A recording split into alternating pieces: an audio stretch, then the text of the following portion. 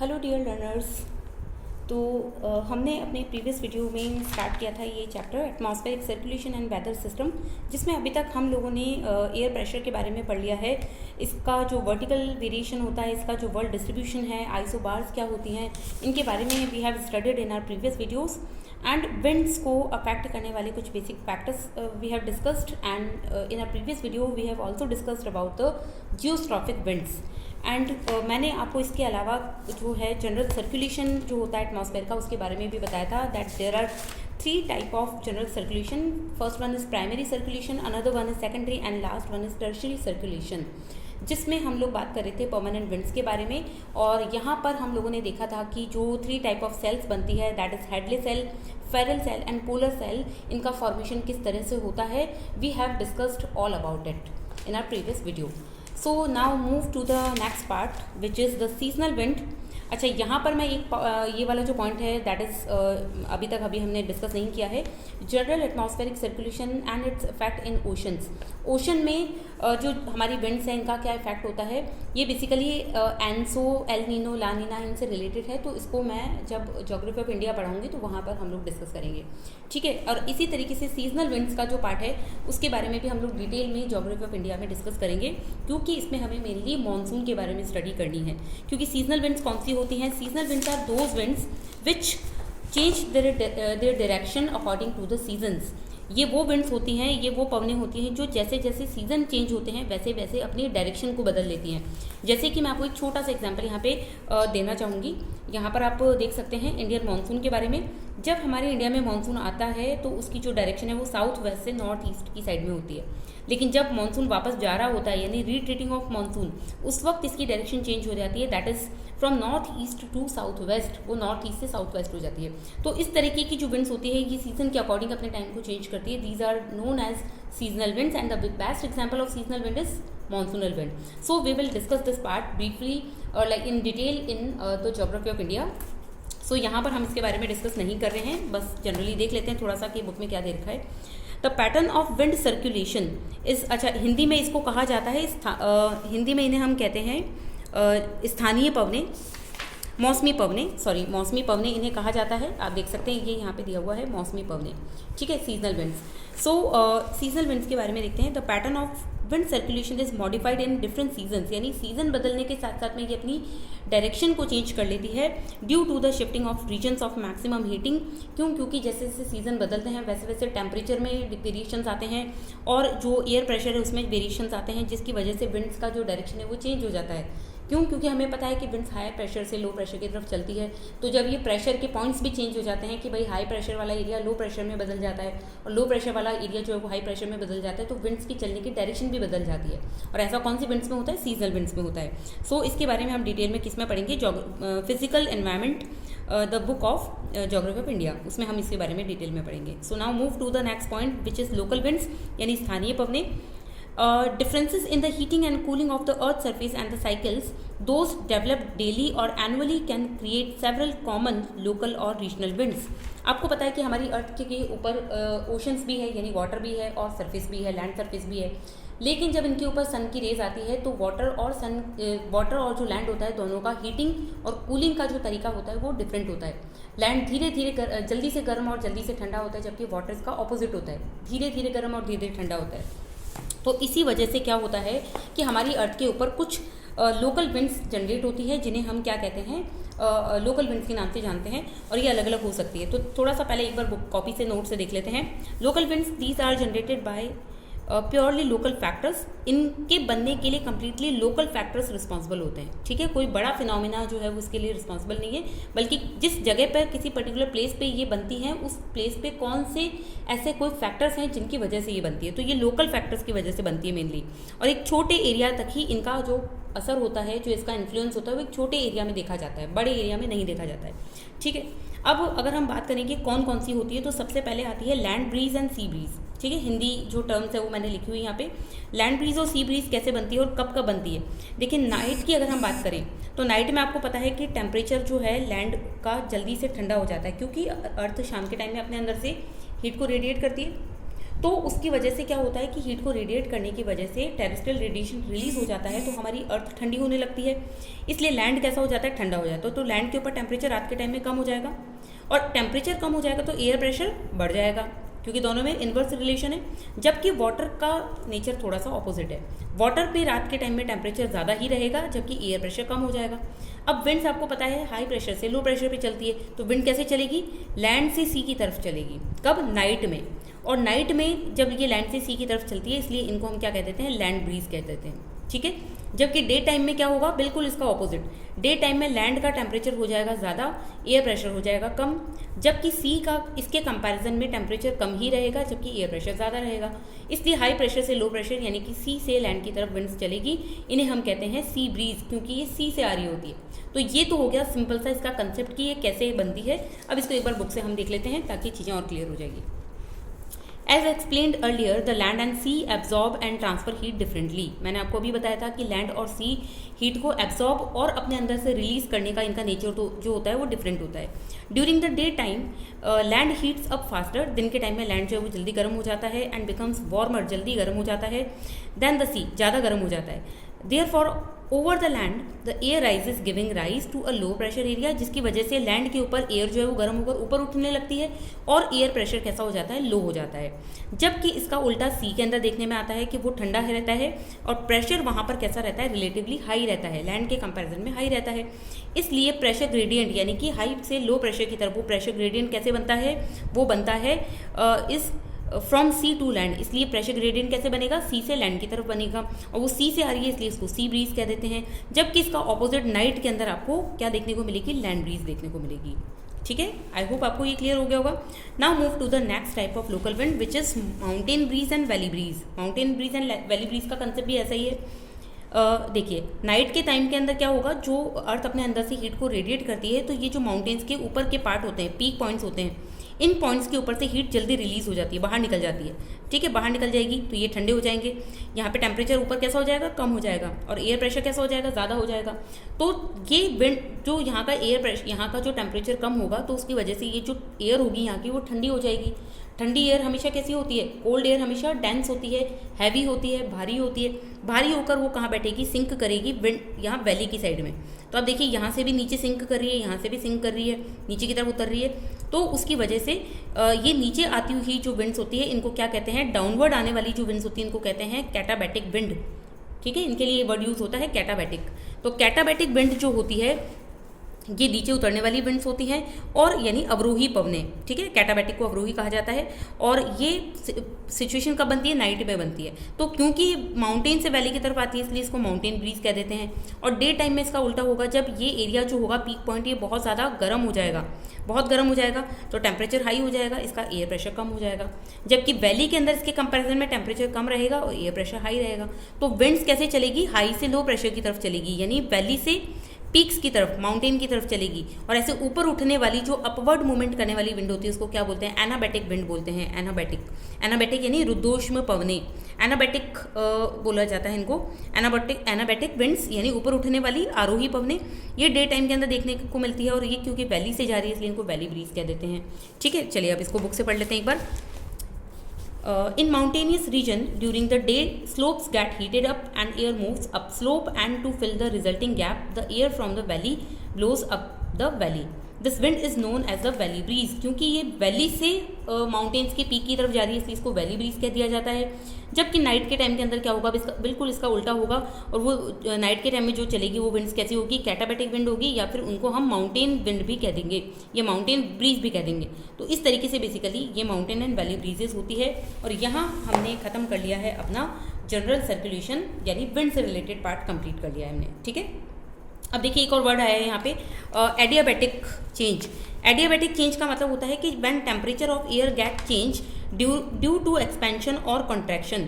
Adiabatic एक word आया है जिसको हिंदी में बोलते हैं रुद्धोष्म बोला जाता है, इसको हिंदी में लिखा हुआ है ये रुद्धोष्म। इसका मतलब क्या होता है, रुद्धोष्म का मतलब होता है कि जब भी एयर का टेम्परेचर बढ़ता है या घटता है, इंक्रीज होता है या डिक्रीज होता है, लेकिन इंक्रीज और डिक्रीज होने के लिए हम बाहर से कोई टेम्परेचर उसमें ऐड या लेस नहीं करते हैं, बल्कि वो खुद के नेचर की वजह से ही, वो एयर जो है वो खुद के बिहेवियर या अपने नेचर की वजह से ही कूल या वार्म होती है, उसको हम बोलते हैं एडियाबैटिक चेंज। ठीक है, तो ये एडियाबैटिक चेंज हो गया।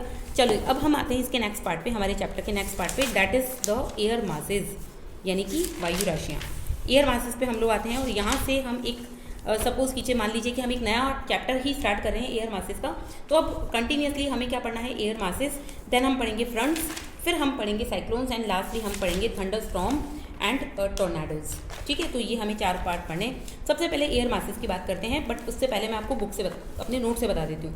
एयर मासेस क्या होते हैं, ये एक बहुत बड़ी एयर की बॉडी होती है, यानी एयर का एक पूरा का पूरा पीस होता है, समझ लीजिए, है ना। एयर, बहुत सारी एयर इकट्ठी हुई है एक जगह पे, और ये नेचर में कैसी होती है, होमोजीनस होती है, यानी एक जैसी होती है। एक जैसी किस मैटर में, मतलब टेम्परेचर में एक जैसी। अगर ये गर्म है तो पूरी गर्म ही होगी, कोल्ड है तो पूरी कोल्ड होगी। ठीक है, जैसा भी होगा इसका टेम्परेचर, लेकिन इस पूरी एयर के पीस का टेम्परेचर एक जैसा होगा, इसे हम बोलते हैं होमोजीनस टेम्परेचर। अब टेम्परेचर एक जैसा होगा तो इसकी ह्यूमिडिटी भी एक जैसी होगी, इसलिए टेम्परेचर और ह्यूमिडिटी के मामले में ये पूरी एयर एक जैसी होती है। इसे हम क्या कहते हैं, एयर मास कहते हैं। पहली बात तो इसके टाइप्स की अगर हम बात करें तो इसको हम बांटते हैं कुछ अलग अलग पार्ट्स में। स्मॉल सी का मतलब होता है कॉन्टिनेंटल, यानी ऐसी एयर मास जो किसी कॉन्टिनेंट के ऊपर बनती है, उसे हम बोल देते हैं कॉन्टिनेंटल। एम का मतलब है मैरीटाइम, यानी कि किसी ओशन के ऊपर या किसी वाटर बॉडी पे बनती है। डब्ल्यू, कैपिटल डब्ल्यू का मतलब है वार्म, यानी कि जो नेचर में गर्म होती है। और के का मतलब है कोल्ड, यानी कि जो ठंडी होती है। फिर आता है टी, यानी ट्रॉपिकल एरियाज में बनने वाली एयर मास। ट्रॉपिकल एरियाज कौन से, जो tropic of cancer and capricorn, कर्क रेखा मकर रेखा के बीच का जो जोन होता है वो, उसके लिए हम कैपिटल टी यूज़ करते हैं। पी के लिए पोलर और ए के लिए आर्कटिक ओशन वाला जो ए है वो। ठीक है, तो ये एयर मासेस के बारे में मैंने आपको बेसिक बात बता दी। अब इसको एक बार बुक से पढ़ लेते हैं। Air masses, When the air remains over a homogeneous area for a sufficient longer time, जब कोई एयर जो है वो किसी एक पर्टिकुलर एरिया पे एक लंबे टाइम के लिए रुकती है, तो क्या करेगी, उस एरिया के, जिस एरिया में वो रुकी है, उस एरिया के ही जो गुण होते हैं, जो प्रॉपर्टीज़ होती है, उसको अपने अंदर एब्जॉर्ब कर लेगी। मान लीजिए कि वो जिस एरिया में वो एयर रुकी है, उस एरिया का टेम्परेचर ज़्यादा है, तो उस एयर का टेम्परेचर भी कैसा हो जाएगा, ज़्यादा हो जाएगा। इसी तरीके से वहाँ की ह्यूमिडिटी सपोज कीजिए ज़्यादा है, तो उस एयर की ह्यूमिडिटी भी कैसी हो जाएगी, ज़्यादा हो जाएगी। इसलिए ही ऐसा लिखा है कि जब भी एक एयर का जो पूरा एक पीस होता है वो किसी एक एरिया में रुकता है एक सफिशिएंट लंबे टाइम के लिए, तो वहाँ की ही जो प्रॉपर्टीज़ होती है, जो कैरेक्टरिस्टिक्स होती है, जो विशेषताएं होती है उस एरिया की, वो अपने अंदर वो एब्जॉर्ब कर लेती है। ठीक है, जैसे कि टेम्परेचर एक जैसा हो सकता है, ह्यूमिडिटी एक जैसी हो सकती है, तो ऐसे पीस ऑफ एयर को हम बोलते हैं एयर मास। ठीक है, so it is defined as a large body of air. इसे हम एयर की एक बहुत बड़ी बॉडी बोलते हैं, जो कि हॉरिजॉन्टली चलती है, यानी एक हॉरिजॉन्टल सरफेस के ऊपर ये चलती है। और जिस सरफेस पे ये चलती है उस सरफेस को हम क्या कह देते हैं, सोर्स रीजन कह देते हैं। सोर्स रीजन कहा जाता है उसे। सोर्स रीजन का मतलब है कि ऐसा एरिया जहाँ से ये बनती है, यानी कि इनका उद्गम क्षेत्र, सोर्स रीजन, ओरिजिन पॉइंट। ठीक है, इनको हम अलग अलग सोर्स रीजन के बेसिस पे अलग अलग तरीके से क्लासीफाई कर सकते हैं। Mainly there are 5 major source region. आपको याद रखने हैं कितने एरियाज है जहाँ से ये बन सकती है, इनके ओरिजिन एरियाज कितने हो सकते हैं, टोटल 5। कौन कौन से, एक तो है warm tropical and sub tropical ocean, यानी कि ऐसे गर्म ओशंस जो कि tropical and sub tropical areas में पाए जाते हैं। फिर है the sub tropical hot desert, ऐसे एरियाज जो डेजर्ट हैं सब ट्रॉपिकल एरियाज में। तीसरा कौन सा है, the relatively cold high latitudes ocean, यानी हायर लैटिट्यूड्स पे पाए जाने वाले ठंडे ओशंस।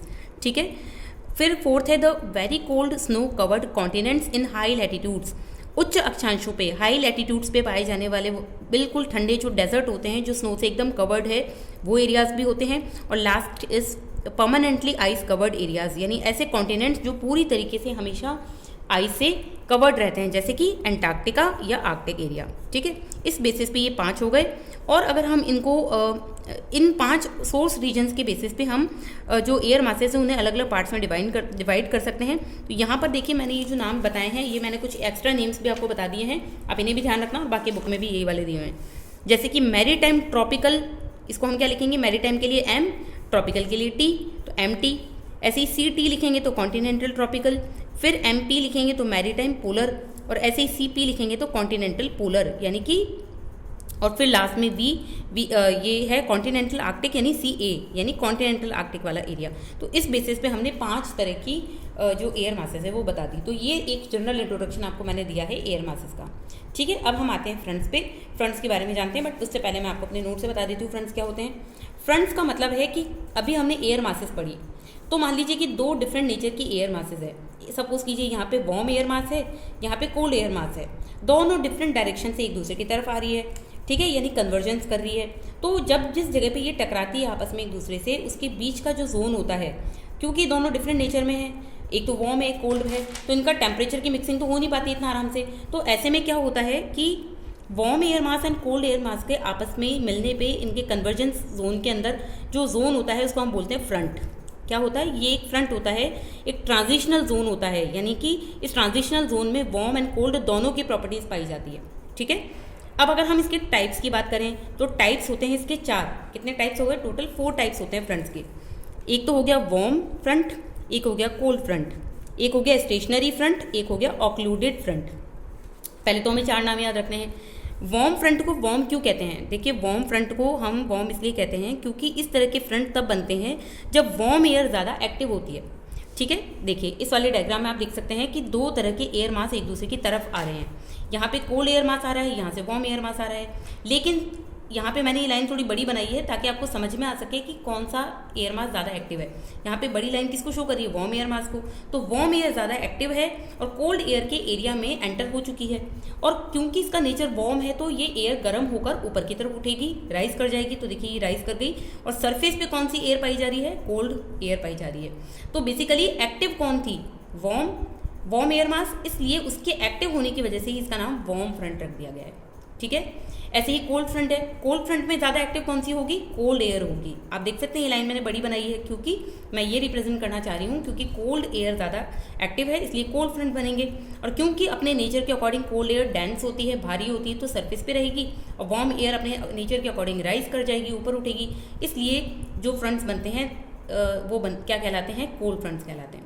ठीक है, फिर आते हैं, अच्छा इनके सिंबल्स भी हैं। जैसे वार्म फ्रंट को हम ऐसे सिंबल से दिखाते हैं जो सेमी सर्किल होता है, और कोल्ड फ्रंट्स जो होते हैं ये ट्रायंगुलर शेप से दिखाया जाता है। ठीक है, फिर हम आते हैं स्टेशनरी फ्रंट्स पे।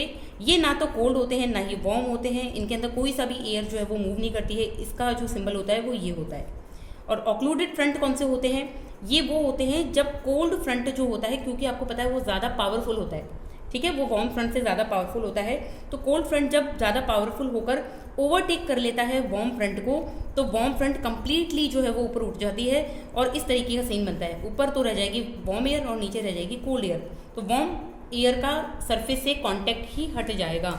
कैसे बनेंगे, इस तरीके से। ऑक्लूडेड फ्रंट क्या हुआ कि जब कोल्ड एयर ज़्यादा पावरफुल होती है तो वार्म जो फ्रंट है उसको, वार्म फ्रंट को या वार्म एयर को ओवरटेक कर लेगा, जिसकी वजह से वार्म एयर मास का हमारे अर्थ के सरफेस से कंप्लीटली उसका जो कांटेक्ट है वो खत्म हो जाएगा। तो ऊपर तो रह जाएगी वार्म एयर, नीचे रह जाएगी सरफेस पे कोल्ड एयर, लेकिन दोनों का आपस में कांटेक्ट नहीं होगा। उसको हम बोल देते हैं ऑक्लूडेड फ्रंट। ठीक है, तो ये टाइप्स हमने पढ़ लिया। अब इसको एक बार बुक से देख लेते हैं हम लोग। हाँ, ये देखते हैं बुक से। When 2 different air masses meet, जब 2 डिफरेंट अलग अलग नेचर की जो एयर मासेस होती है वो मिलती है, 2 डिफरेंट कौन सी, एक वार्म होगी एक कोल्ड होगी, तो उनके बीच की जो बाउंड्री जोन होता है उसको हम क्या कहते हैं, फ्रंट कहते हैं। आप देख सकते हैं मैंने ये दिखाया है यहाँ पे, ये जो बीच का बाउंड्री जोन है क्या है, फ्रंट है। अब ये जो प्रोसेस होती है फ्रंट्स के बनने की, इसको हम क्या कहते हैं, फ्रंटोजेनेसिस कहते हैं। फ्रंट्स के बनने के प्रोसेस को क्या कहा जाता है, फ्रंटोजेनेसिस, यानी जिससे फ्रंट्स बनते हैं। और बेसिकली 4 टाइप के फ्रंट्स होते हैं, cold, warm, stationary and occluded. अब देखिए एक के बाद एक देखते हैं। When the front remain stationary, जब एक फ्रंट अपनी जगह पे परमानेंट हो जाता है, हटता नहीं है ना, उसमें कोई चेंज आता है, तो उसको हम बोल देते हैं stationary. It is called stationary front. And when the cold air moves toward the warm air mass, जब कोल्ड एयर वार्म एयर की तरफ जाती है तो उससे क्या बनता है, कोल्ड फ्रंट बनता है। अभी मैंने दिखाया था आपको कि कोल्ड एयर ज़्यादा पावरफुल होती है तो किसके एरिया में एंटर हो जाती है, वार्म एयर मास के एरिया में एंटर हो जाती है, तो कोल्ड एयर फ्रंट बनेगा। इसी तरीके से अगर वार्म एयर ज़्यादा पावरफुल होती है तो किसकी तरफ मूव करती है, कोल्ड एयर मास की तरफ मूव करती है, उससे क्या बनता है, वार्म फ्रंट बनता है। और जब अगर कोई एयर मास जो होती है वो पूरी तरीके से ऊपर उठा दी जाती है, जैसे कि आप देख सकते हैं ये मैंने बनाया था ऑक्लूडेड फ्रंट में, ये जो एयर थी वार्म एयर पूरी तरीके से ऊपर गई और नीचे सरफेस पे कौन सी रह गई, ठंडी कोल्ड एयर रह गई। तो इस तरीके के फ्रंट्स क्या कहलाते हैं, ऑक्लूडेड फ्रंट कहलाते हैं। और फ्रंट्स ज़्यादातर कौन से एरियाज़ में बनते हैं? मिडिल लैटिट्यूड्स पे बनते हैं। मिडिल लैटिट्यूड्स कौन से होते हैं? जहाँ पे वेस्टर्लीज चलती है, पछुआ पवनी चलती है। आप मान सकते हैं कि 50-60 डिग्री वाले जो जोन होते हैं वो वहाँ पर ये चलते हैं। और ये कैसे होते हैं? इनमें स्टीप ग्रेडियंट पाया जाता है, यानी कि बहुत ज़्यादा डिफरेंस मिलता है इनमें टेम्परेचर से रिलेटेड और एयर प्रेशर से रिलेटेड। कैसे? क्योंकि आप देख सकते हैं ना, एक तो बहुत कोल्ड है नेचर में, एक बहुत ही गर्म है, तो टेम्परेचर का वेरिएशन बहुत ज़्यादा है, और टेम्परेचर का वेरिएशन होगा तो एयर प्रेशर का वेरिएशन भी होगा। इसलिए जो फ्रंट्स होते हैं उनमें टेम्परेचर और प्रेशर से रिलेटेड डिफरेंस बहुत ज़्यादा पाया जाता है। और जब ये किसी एरिया में आते हैं तो वहाँ पर क्लाउड्स बनते हैं, प्रेसिपिटेशन होती है, बारिश भी होती है, तो वेदर जो है उससे रिलेटेड चेंजेस इनकी वजह से आते हैं। तो यहाँ तक अभी तक हमने जो है फ्रंट्स पढ़ लिए हैं और एयर मासेस पढ़ ली है। नेक्स्ट वीडियो में I will explain the concept of cyclones and anti cyclone and the thunderstorm and tornado. तब तक के लिए आप मेरे प्रीवियस वीडियोस को अच्छे से देखिए और अच्छे से कंसेप्ट क्लियर करते रहिए और लोगों को शेयर कीजिए ताकि किसी की हेल्प हो जाए, अगर ये चीज़ें किसी को काम आती है तो।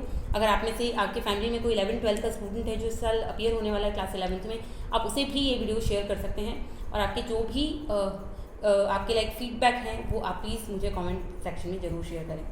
और एक मैसेज आप मुझे जो है एक मैसेज आप ज़रूर कमेंट ज़रूर ड्रॉप करें कमेंट सेक्शन में, उससे मुझे मोटिवेशन मिलता है। मैं हर बार बोलती हूँ, तो प्लीज़ इट्स अ रिक्वेस्ट। सो मिलते हैं अपने नेक्स्ट वीडियो में। Thank you.